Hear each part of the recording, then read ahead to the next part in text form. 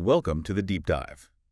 Today we're tackling something really fundamental. The very first steps in English conversation greetings and introduction. The absolute basics, yeah. We've got a training lesson as our source material today, but our goal isn't just to read through it. Right. We want to really unpack these simple-sounding phrases, understand the nuances, and help you feel, more confident in those first encounters. Absolutely. It's amazing how much is going on just beneath the surface of a simple hello. It sets the whole tone. Okay, let's dive in then. So the first thing is just that initial greeting. Our source highlights hello as, formal and general. Standard, yeah. It's understood everywhere. But is there more to it? Like, does choosing hello sometimes send a specific signal? That's a really good point. While hello is, your reliable go-to, using it somewhere really casual, like with a good friend you bump into, it could sound a bit formal, maybe even slightly distant. It's safe, but context really matters. It adds layers. Interesting. So it's like putting on a slightly stiffer shirt when maybe a T-shirt would do. Kind of, yeah. And then you've got hi, which the lesson calls informal and very common. Feels like that's what you hear most of the time, right? Yeah. In everyday situations. Totally. Hi just feels easier, more familiar. You hear it all the time between colleagues, friends, people who are just generally relaxed with each other. Sets a casual tone right away. Okay, so even with just those two, there's already a spectrum of formality. Definitely. Now, what about the ones linked to time? Good morning, good afternoon, good evening. They seem simple enough. But what about those transition times? When does morning really become afternoon? Or afternoon evening? Is there some rule? No secret rule book, unfortunately. It can even vary a bit by region or just personal feel, but generally, good morning is from waking up till about noon. Okay. Then good afternoon takes over roughly noon till, say, dusk starts setting in, maybe 5 or 6 p.m. Right, when it starts getting darker. Exactly. And then good evening covers that darker period onwards until bedtime, basically. It's more about the vibe, the light, than a strict clock time. Got it. More feel than rule. Now, good night. This one's interesting because it has two jobs. It does. Leaving someone in the evening and right before you go to sleep. How do you know which is which? Context is everything, really. If you're saying goodbye to friends after dinner, good night is clearly a farewell for the evening. Makes sense. But if you're saying it to your family members right before you head to your bedroom, it obviously means you're going to sleep. The situation usually tells you exactly what's meant. Right, the scenario gives it away. Okay. And then there's the super casual one. Hey. Hey. The lesson flags it as informal. Are there times using hey could be a bit awkward, maybe? Oh, absolutely. Hey is great for close friends, very relaxed places. But using it with someone senior at work or someone you literally just met, it could definitely come across as too informal, maybe even a little disrespectful, depending on the person. It just doesn't have that baseline politeness you expect in those first meetings or more formal settings. Okay, so stick to hi or hello for those.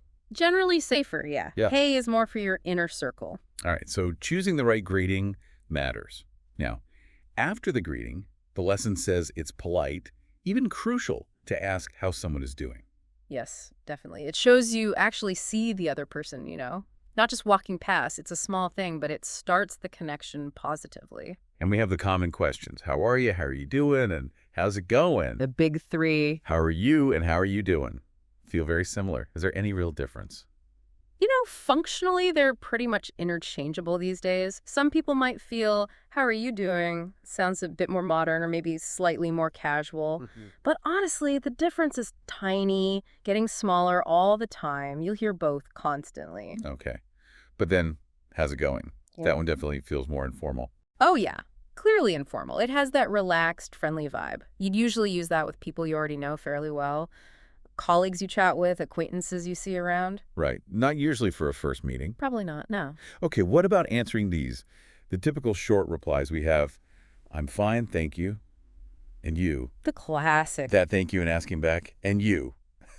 That feels important. It really is. In English-speaking cultures, that politeness, that reciprocity, answering and asking back, is like a core part of the ritual. Shows you're participating. Exactly. You're engaging. And the thank you just adds that nice touch of graciousness. Then there's, I'm good, thanks. How about you? Feels a bit looser. Yeah, just a touch.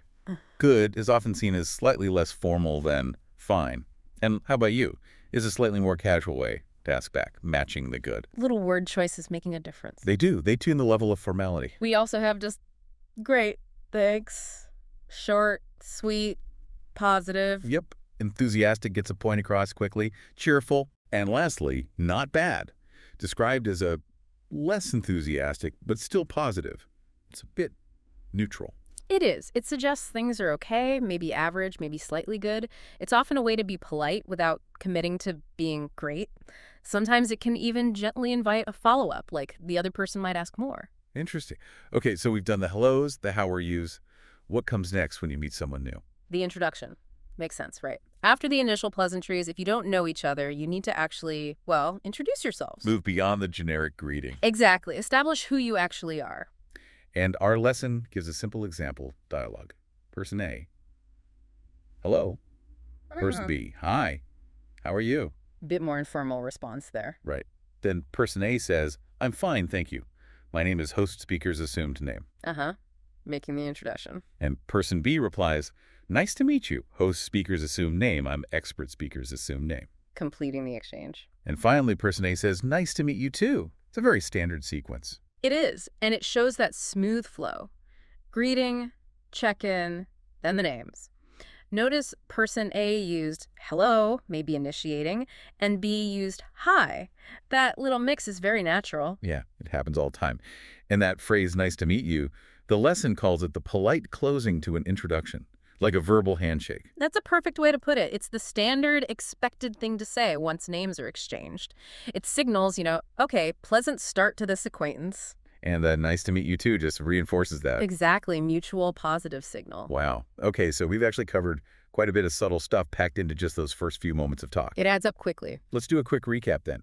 We talked about the range of greetings, hello, hi, hey, and the time-based ones, and how formality plays a role. Right, and then asking how someone is, how are you? How are you doing? How's it going? And the common ways to answer, again, with those small variations in tone and politeness. And finally, that basic introduction pattern, stating your name and using nice to meet you to wrap it up politely. These really are the building blocks. Getting comfortable with these simple exchanges makes a huge difference in feeling confident when you start talking to people in English. Absolutely. So for you listening, the key is practice. Try saying these phrases out loud. Notice how people around you use them. These small steps are foundational. They really are. And maybe a final thought to leave you with.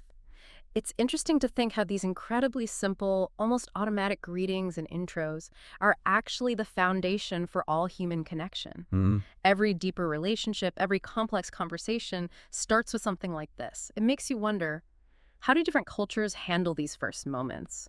What could we learn from their approaches about connection itself? That's definitely something interesting to ponder. What's packed into those first few words? Yeah.